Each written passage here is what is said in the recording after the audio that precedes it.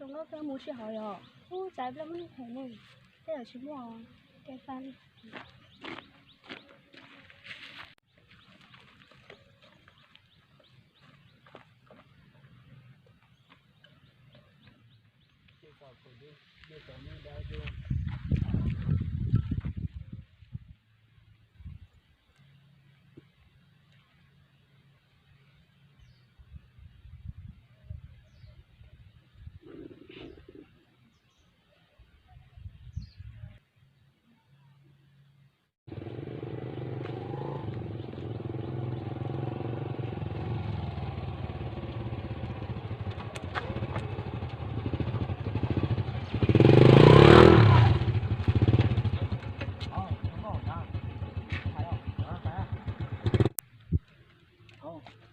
con nào sao?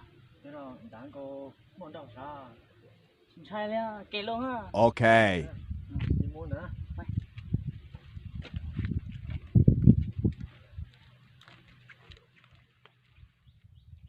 Không, thảo không con đã. Chưa, không đã. Chưa nhiều chưa? Ô, chẳng phải là món ngon rồi nó bự ấy vậy nó. Chính sai à? Con sai có được á? Đúng đấy. Tôi bảo đây không có cơ, giờ chỉ là mong có mà phải chơi câu xin hay rồi.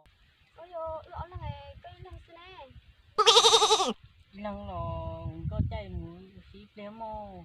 yo nó chè con có chơi rồi Mà cô là cả đó.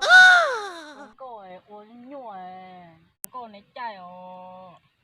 ôi yo có uống có chơi rồi tôi chỉ cái rồi cho tôi sẽ chỉ để tí đến nó Tôi mà tôi xí thì mà tôi uống cô rồi chắc bậu ơi. Chắc uống liều.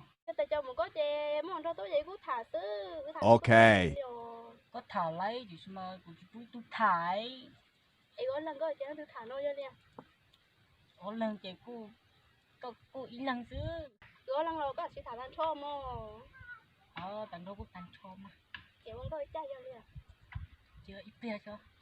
thảo tư ít giờ đứa xả chén rồi Giờ nâng kỳ cho mà. Oh no. Có nhiều chưa? Ồ, nhẹ thế à, bay. Mày thả liền. Thầu cho con đồ. Chắc có bỏ nó một giờ đúng giờ cho bỏ à. Bay. Bay.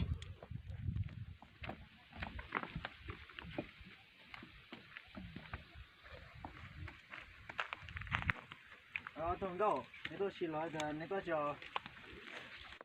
chỉ bỏ tôi chỉ cái Có mà cái gì mà lắn nông nè. Cái chỉ cả nông đi.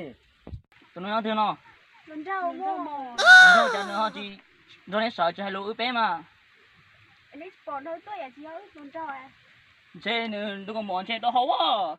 Thôi đừng đầu kia rồi. Nó thế à? Bay.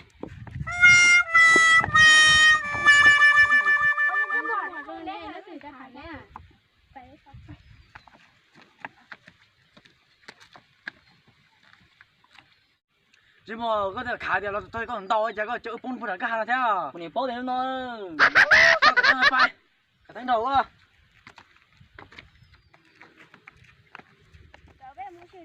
Còn nó muốn lái thì không xin trả thôi.